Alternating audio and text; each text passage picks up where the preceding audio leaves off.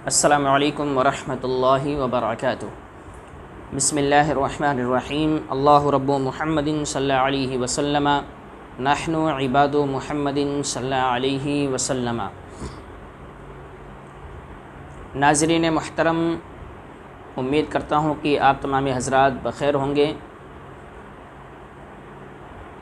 आप हज़रात की बारगाह में एक बहुत ही ख़ास वज़ीफ़ा और अमल लेकर हाज़िर हुआ हूँ। ये वज़ीफ़ा बहुत ही पावरफुल है, मुजर्रब अमल है। इस वज़ीफ़े की ताकत ये है कि अगर कोई परेशान हो, किसी भी मामले को लेकर परेशान हो, इस वज़ीफ़े की कोई लिमिट नहीं है कि किसी एक काम के लिए किया जाए। हर तकलीफ़ के लिए, हर प्रॉब्लम के लिए, हर परेशानी के लिए ये वज़ीफ़ा किया जा सकता है। कोई ऐसा शख्स है जिसके घर में लोग परेशान रहते हैं, घरेलू मामलात को लेकर परेशान है, या कोई ऐसा शख्स है जो कारोबार को लेकर परेशान है, मेहनतें बहुत करता है लेकिन कारोबार में तरक्की नज़र नहीं आ रही है, कमाई में तरक्की नज़र नहीं आ रही है, कमाई में बरकत नज़र नहीं आ रही है। कोई ऐसा शख्स है जो अच्छे रिश्ते के लिए तलाश है, चाहे वो लड़का हो चाहे लड़की हो, वो चाहता है कि उसके लिए अच्छे रिश्ते आएँ, रिश्ते नहीं आ रहे हैं, उम्र ज़्यादा हो गई है।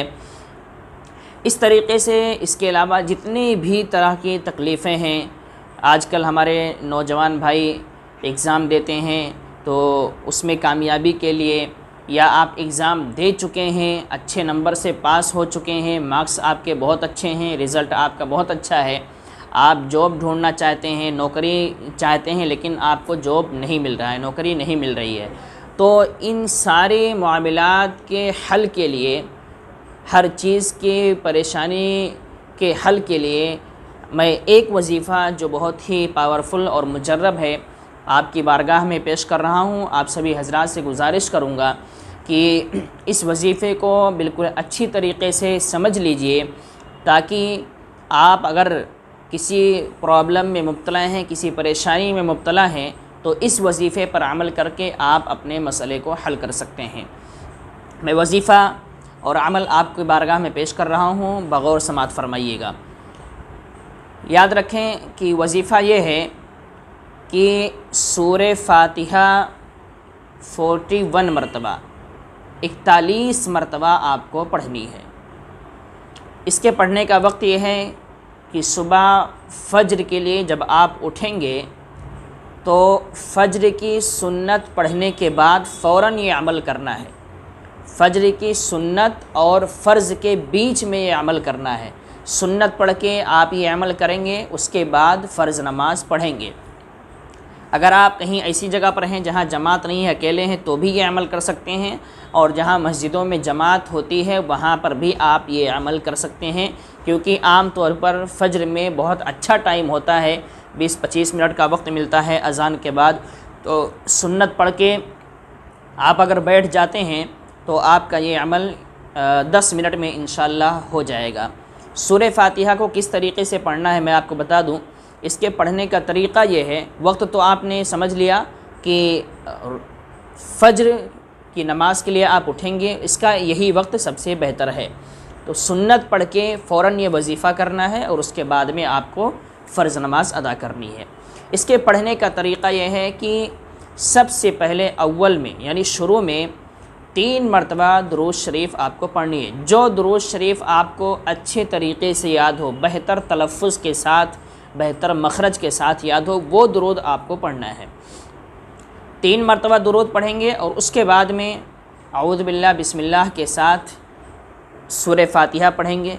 हर मरतबा जो 41 मरतबा आप सूरे फ़ातिहा पढ़ेंगे, 41 मरतबा सूरे फ़ातिहा के साथ साथ आपको बिस्मिल्लाहिर्रहमानिर्रहीम भी पढ़ना है। ज़ाहिर सी बात है, आप 41 मरतबा सूरे फ़ातिहा पढ़ेंगे तो 41 मरतबा सूरे फ़ातिहा के साथ आपको बिस्मिल्लाहिर्रहमानिर्रहीम पढ़ना है। बिस्मिल्लाह पढ़ेंगे, सूरे फ़ातिहा पढ़ेंगे, ख़त्म करेंगे, फिर बिस्मिल्लाह पढ़ेंगे, फिर सूरे फ़ातिहा पढ़ेंगे।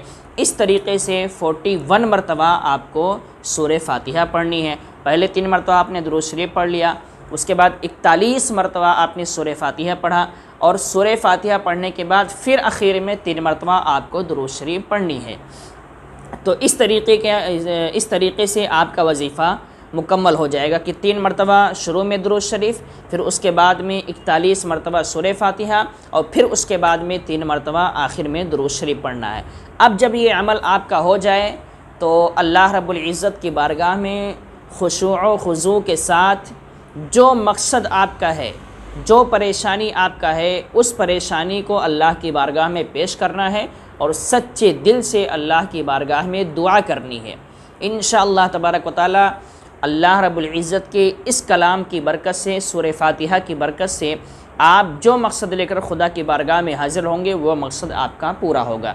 जो परेशानी लेकर हाज़िर होंगे वो परेशानी आपकी ख़त्म हो जाएगी। इसलिए मैं आपसे गुजारिश करूँगा कि ये इस वजीफ़े को अपने अमल में लाएँ, और याद रखें इसका आपको कम से कम 11 दिन करना है। 11 दिन करने के बाद भी अगर आपको लगता है कि अभी भी हमारे साथ प्रॉब्लम है, तकलीफ़ है, तो इस वजीफ़े को 41 दिन तक जारी रखना है। 41 डेज़ कंटिन्यू इस वजीफ़े को करना है।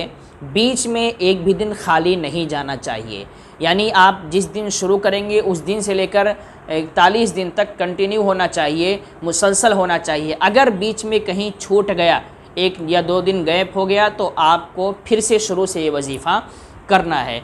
इंशाअल्लाह तबारक व तआला अगर ये वजीफ़ा आप सच्चे दिल से खुशू खुज़ू के साथ कर लेते हैं तो अल्लाह रब्बुल इज़्ज़त की रहमत से उम्मीद है कि वो अपने फ़ज़ल व करम से आपके मसले को ज़रूर हल फरमाएगा।